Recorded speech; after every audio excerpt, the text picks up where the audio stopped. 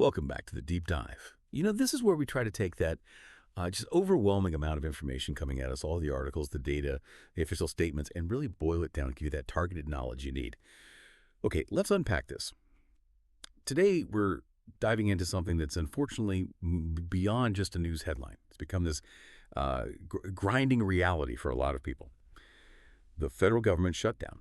We've got a pretty hefty stack of sources here detailing, where things stand right now, the actual financial damage being done, and also some of these assistance programs popping up. Our goal today, our mission, if you like, is really to analyze what happens when these massive gears of government just stop turning. Especially now. I mean, we're deep into the third week. And the key fact, the thing that really sets the stage is this.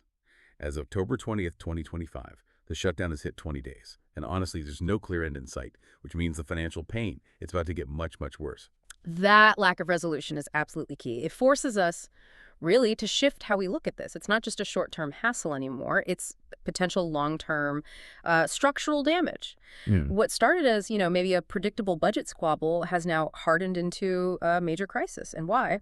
Well, our sources keep pointing back to a very specific fight in the Senate. It's partisan, and it's dug in. Right. The core issue seems to be this deep disagreement over health tax credit funding and some other related policy things attached to it. So to frame this whole deep dive for you listening, we need to understand how this political fight over a, frankly, quite specific bit of healthcare law, something that's maybe only 10–15% of the whole budget discussion, how that is allowed to basically hold hostage the livelihoods of almost 1 million federal workers. Workers who have nothing to do with that specific policy. Exactly. Nothing at all. It's a pretty stunning example of using political leverage over people's lives, over human capital. Okay, let's start with that timeline. 20 days. That number, 20, it feels significant, doesn't it? It's not arbitrary. It feels like crossing some kind of threshold, economically and I imagine emotionally too. It really is. An early shutdown, maybe just a few days, even a week. Sometimes that feels more like, I don't know, an unexpected unpaid leave. People might manage, maybe float things on a credit card for a bit. A temporary hiccup. Yeah, hiccup. But hitting 20 days, that means we've blown past several key financial deadlines, paycheck cycles have been missed, and the actual structure of how government operates is starting to show real strain. So what does 20 days actually mean operationally? Yeah. Beyond the obvious, people not getting paid? Well, a lot of federal services that maybe started the shutdown running on some leftover funds or, with just skeleton crews. Right.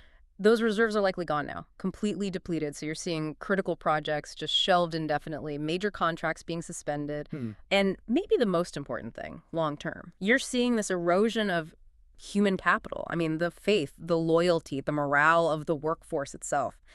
That's getting hit hard. That makes sense. It's not just about the money now, it's about commitment later. And that's where the cost becomes nonlinear.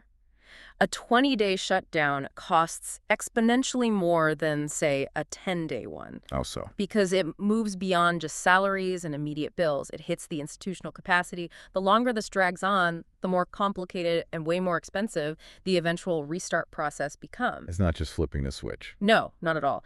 Agencies will have to deal with huge backlogs of data, paperwork. They'll need to renegotiate contracts that were just sort of unilaterally paused. Right. And crucially, they'll face attrition. Highly skilled people, seeing their savings just evaporate, they'll just quit. They'll go find more stable jobs in the private sector. That expertise walks out the door. Exactly. And that's a clutch you don't get back with back pay. That knowledge is gone. And we can trace this back to the political obstacles you said, the fight in the Senate. Directly. And maybe we should clarify some jargon here because it matters. The government is shut down because Congress can't agree on basic funding. They're failing to pass what's called a continuing resolution, a CR. Yeah. A CR is basically just a temporary measure. It's like a stopgap paycheck for the government, designed to keep agencies running at current levels for maybe a few weeks while they hammer out the final, complex budget details. It's supposed to be routine. But our sources are saying it's not being used routinely this time. It's being weaponized. That's a good word for it, yeah. Instead of just voting on simple temporary funding, what they call a clean CR, one side is attaching these unrelated but deeply felt policy demands to it. Like the restrictions on health tax credits you mentioned. Precisely. They're tying those demands to the basic act of keeping the government open. So let's dig into that specific fight a bit more. The health tax credit funding. Right. Why is that the hill they're choosing to, shut the government down on. Okay, so the sources describe this intense focus on these credits. Now, the details get complicated fast, but generally, these are subsidies, often linked to things like the Affordable Care Act or similar programs. Right, things that help people afford insurance. Exactly. They significantly cut the cost of health insurance, mostly for low and middle income Americans.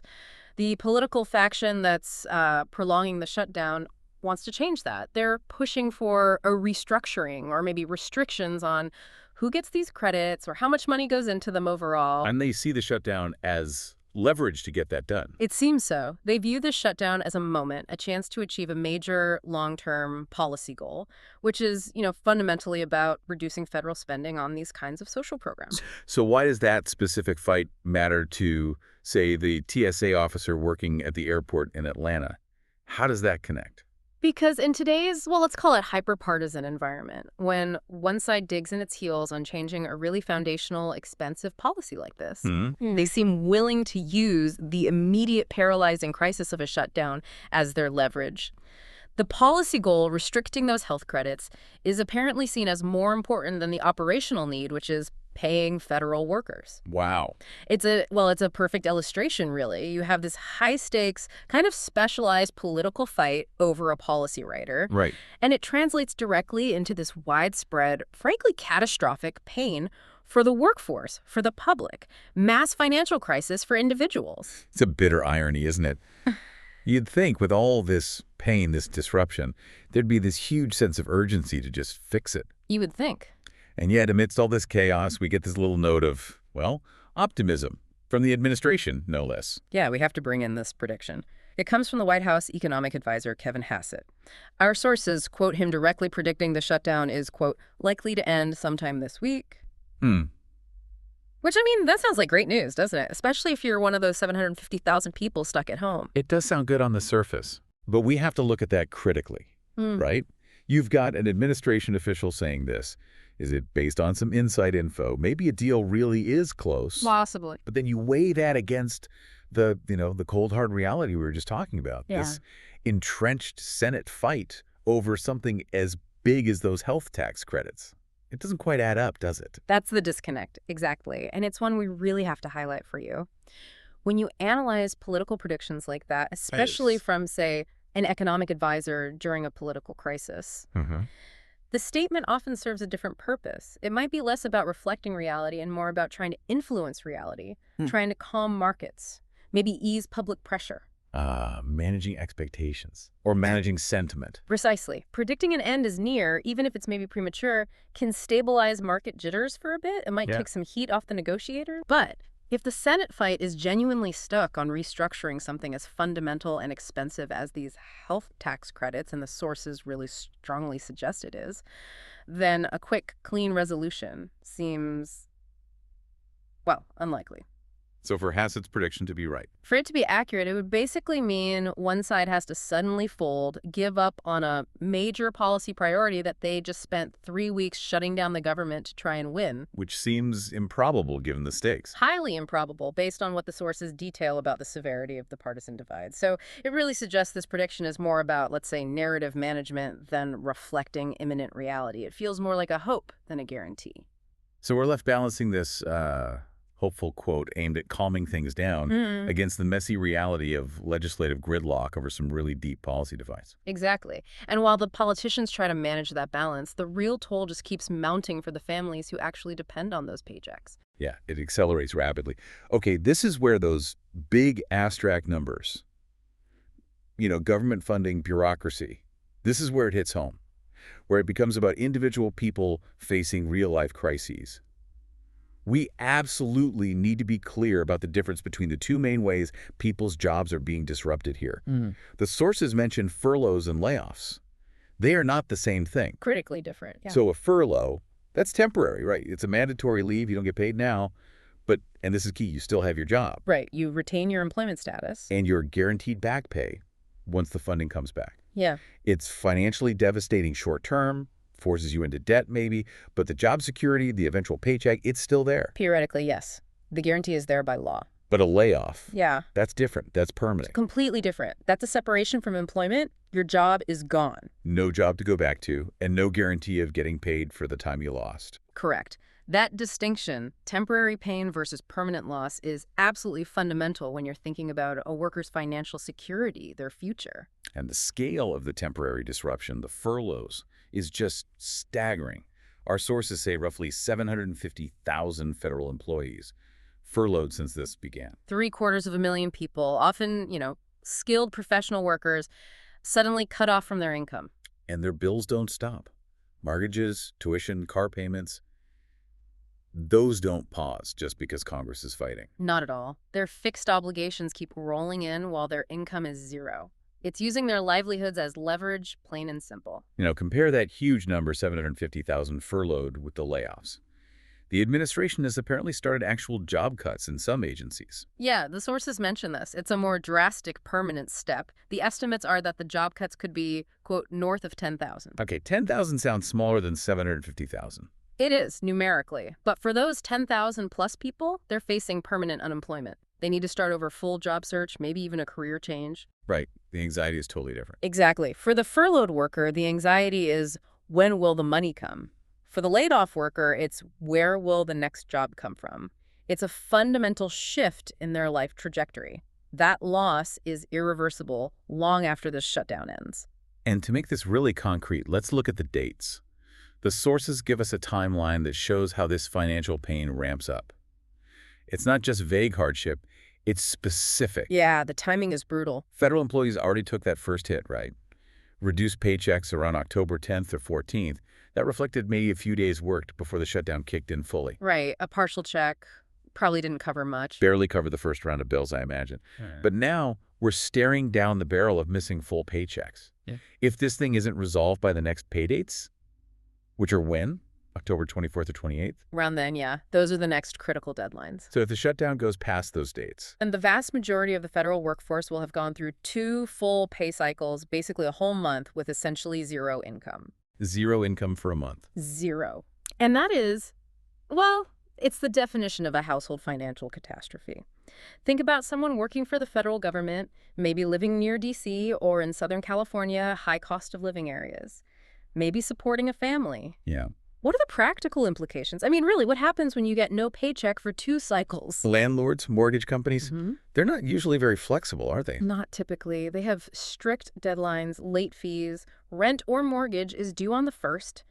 If that check you were counting on around the 24th just arrived, you're immediately in trouble. High-cost debt territory. Absolutely. Your credit score takes a hit, late fees pile up. If you try to use credit cards just to survive, you rack up high-interest debt really fast. And that debt can linger for years, even after the back pay eventually arrives. So the back pay doesn't actually make you whole again immediately. Not financially, no. And the decisions people are forced to make, it shifts from, should we eat out this week, to which critical bill do we skip? Gas, heat, medicine. It's brutal prioritization. And we know, realistically, a lot of people don't have that 3 to 6 month emergency fund cushion that financial advisors always talk about. Especially maybe lower wage federal workers or people early in their careers. They live paycheck to paycheck like many Americans. So whatever savings they might have had, Yeah. gone after that first partial check. Likely depleted, yes. So now they're forced into decisions that cause long-term financial damage. Maybe turning to predatory lenders, maybe defaulting on student loans or car payments. All because of a political stalemate, completely outside their control. Exactly. It's this forced liquidity crisis. And it's causing widespread, lasting harm, particularly to the middle class that relies on these stable government jobs. That lack of savings is horrifying for the furloughed folks. But now we need to pivot, because there's this other huge group of federal employees, the ones deemed essential. Right. The ones who can't stay home. They have to work. Hmm. But here's the kicker. They're working without pay. And their financial pain. It translates almost instantly into risks for all of us, into public safety issues. It creates this immediate, really profound contradiction, doesn't it? How so? Well, if their work is truly essential for the nation's safety and basic functioning, which is what the essential label implies, then how can their pay suddenly become non-essential, Good point. requiring them to show up under severe financial duress? It means the system is basically running on fumes, Hmm. on obligation, on personal sacrifice, and that's just not sustainable Hmm. or reliable. Let's look at two key examples from our sources. They really illustrate this pressure. First, transportation and security. We're talking about TSA officers at airports and air traffic controllers, ATC. Critical roles, absolutely essential for keeping the skies safe. Their job is mandated. They have to work. If they stop, the entire air travel system grinds to a halt immediately. Right. But what's the consequence of them working unpaid? The sources point to staffing shortages. Inevitable, really. Workers are human. They're exhausted by the financial stress. Maybe they call in sick because they genuinely are sick with worry. Or maybe they have to miss a shift to deal with the immediate crisis, standing in line for unemployment, trying to get one of those zero-interest loans, going to a food bank. So they're forced to choose between showing up for their essential job and, well, basic family survival. Exactly. And that directly leads to what we're seeing. Longer lines at airport security, more frustration for travelers. And potentially a huge safety risk, right? Yeah. Especially with air traffic controllers. These are high-stress jobs. Extremely high stress. ATC requires intense focus, split-second decisions. Can you imagine doing that job responsible for hundreds of lives in the air while you're sick with worry about how you're going to pay your mortgage next week? No, that sounds terrifying. That level of distraction, that psychological burden, it has to degrade performance. It inherently increases the risk profile for the entire aviation system. And sources mention increased attrition too. Experienced controllers are leaving for jobs with stable paychecks. Which just puts more pressure on the ones who remain unpaid. Precisely. More mandatory overtime, more fatigue, more risk. Okay, let's turn to the second case study. Public safety and incarceration. Federal prison employees. Their situation might be even more precarious because they were already dealing with serious operational stress before the shutdown hit. Right, so the shutdown isn't creating a problem, it's making an existing one much worse. Exactly. It's a threat multiplier. Their dual challenge is intense. Working without pay, yes, but doing it while grappling with severe pre-existing staffing shortages across the federal prison system. So prisons were already running on mandated overtime, skeleton crews maybe? And in many cases, yes, that's been documented. Now, take those already exhausted employees, force them to keep working unpaid in what are arguably some of the most challenging, dangerous environments the federal government operates. Yeah, the impact on morale must be devastating. Absolutely. And we need to connect the dots here. How does that low morale, that stress from unpaid work, impact public safety inside a prison? How does... Well, maintaining order in a correctional facility depends heavily on consistent staffing levels, on officers being alert, on strict adherence to security protocols. Vigilance is key. But when staff morale crashes, because paychecks are bouncing, their focus inevitably shifts. Maybe it shifts just a little bit from institutional security watching for contraband, preventing fights towards personal survival. How much gas do I have left? Can I afford lunch? And that creates vulnerabilities. Profound vulnerabilities inside the prisons. If administrators are forcing people into double shifts because colleagues are calling out sick from stress or quitting altogether, the whole security posture is weakened. Fatigue leads to mistakes. High fatigue among officers directly correlates with a higher risk of inmate unrest, disturbances, even violence. This isn't just some internal HR issue. This is a direct, immediate public safety concern. The failure in Congress translates to real risk inside prison walls. Palpable risk, yeah.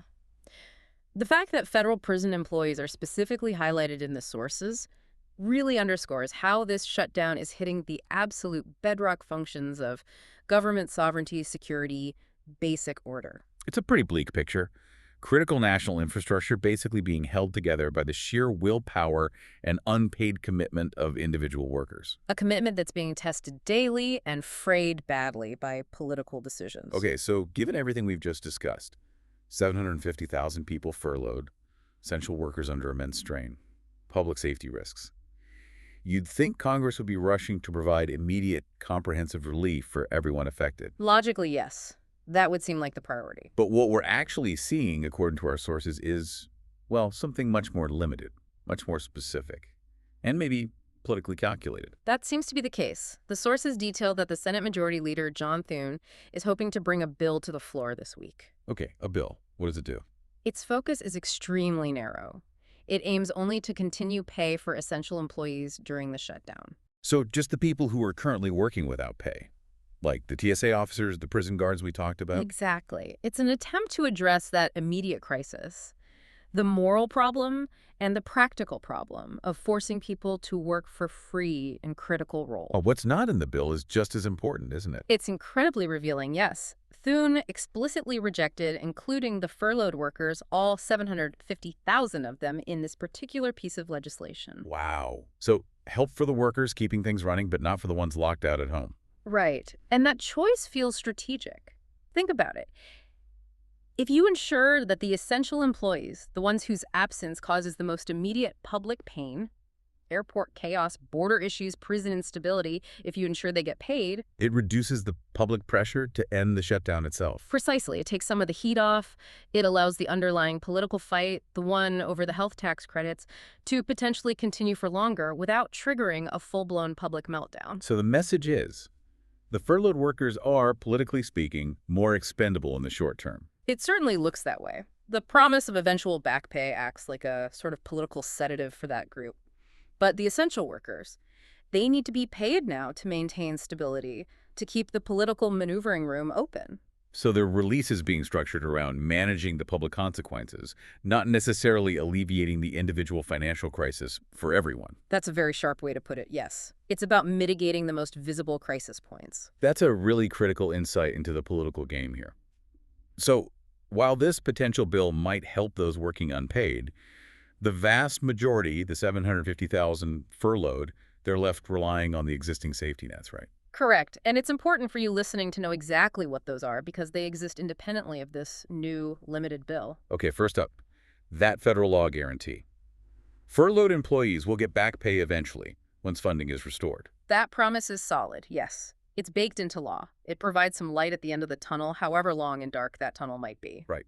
And more immediately, can furloughed workers get unemployment benefits? Yes, they are generally eligible for unemployment, and that can be an immediate lifeline. But a sense of but coming. There are significant practical challenges. First, unemployment benefits usually only replace a fraction of your regular salary, often less than half. So it forces an immediate, pretty severe lifestyle cutback. Okay. Not ideal, but better than nothing. True. But second, think about the state unemployment systems. Are they equipped to handle a sudden flood of maybe 750,000 new applicants, many of them highly paid professionals who've never used the system before? Probably not.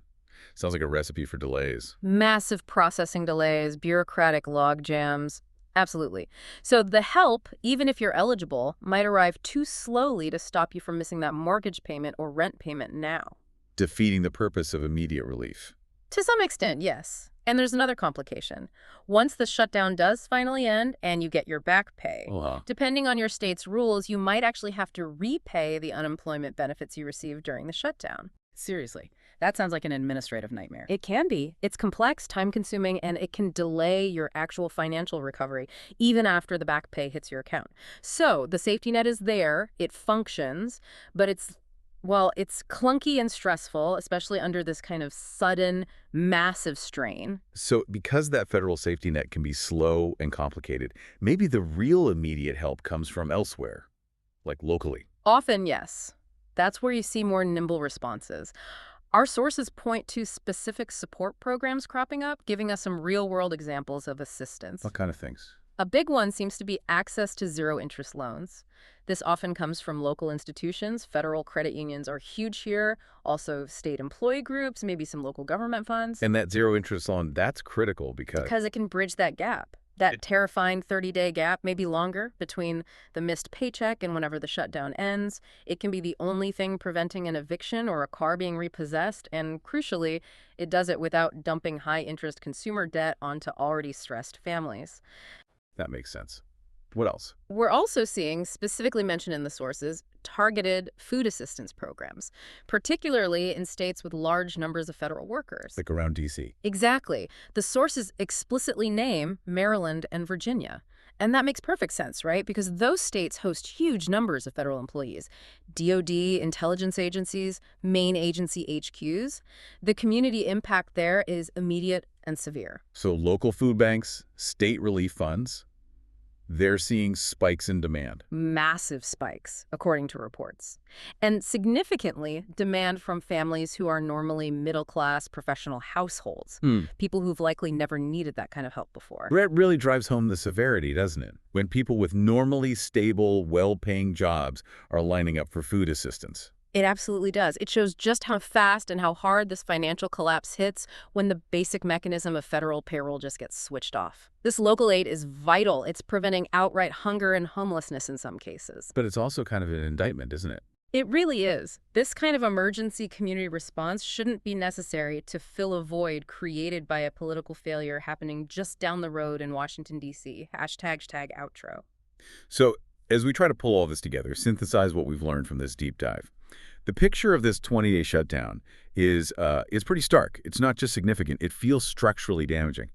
We're tracking this huge number of furloughs, 750,000 people, against the backdrop of permanent job losses, over 10,000 layoffs. And all while critical services, from keeping airports safe to keeping prisons secure, are being run by unpaid staff, creating these very real public safety risks. Yeah, and what's really fascinating, or maybe deeply troubling, is the stark conflict at the heart of the official messaging versus the actual actions. How do you mean? Well, you heard that quote from the White House advisor, Kevin Hassett, that optimistic prediction. The shutdown's likely to end sometime this week, trying to project confidence, calm nerves. Right. But then you look at the concrete legislative action being discussed, Senator Thune's bill. What does it do? It explicitly bypasses relief for those 750,000 furloughed workers, focusing only on paying the essential staff now. So the actions speak louder than the words. The legislative choice certainly does, paying one group now while telling the other, much larger group, to wait for back pay.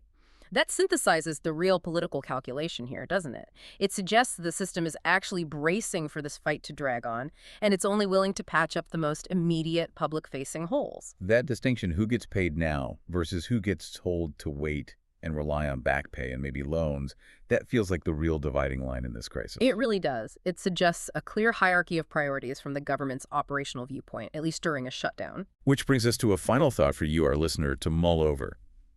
Given the Senate's apparent focus on drafting a bill that only pays essential workers during this shutdown, what does that ultimately suggest about the value, the immediate value, maybe the future value placed on different kinds of jobs within the federal workforce? Yeah, that's a deep question. Does this crisis unintentionally create or reinforce a kind of two-tiered system, where some federal roles are deemed so critical they need uninterrupted stability no matter the political winds, while others are treated as a sort of permanent secondary class, always the first ones expected to absorb the financial shock of political disputes, the ones most easily told to just wait it out? A workforce divided by its perceived essentialness during a crisis. Exactly. Something to think about.